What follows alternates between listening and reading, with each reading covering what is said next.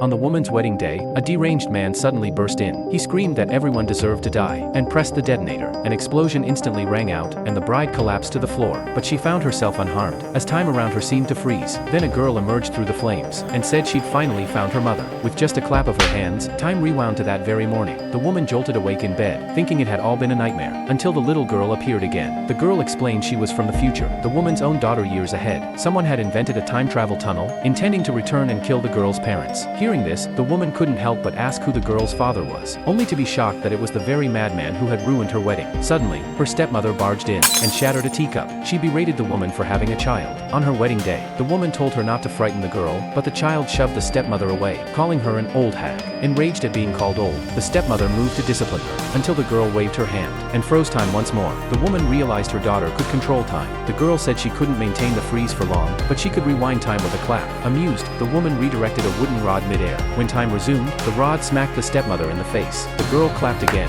reversing time a minute before the stepmother entered. Sure enough, the stepmother barged in again the next second. The woman quickly hid the girl under the bed sheets, then shouted for her sister to take the stepmother away. After putting on her wedding gown, she entrusted the girl to her sister's care, and went upstairs to search for the child's father. She called the man's name upon entering, but he suddenly pulled her into hiding. Her sister had walked into the room. As the woman wondered why her sister was there, her groom entered too, and began undressing. Devastated by their betrayal, the man behind her muffled her cries. After they left, she touched the rumpled sheets, her heart burning with fury. Fighting back tears, she asked the man if he'd help her take revenge.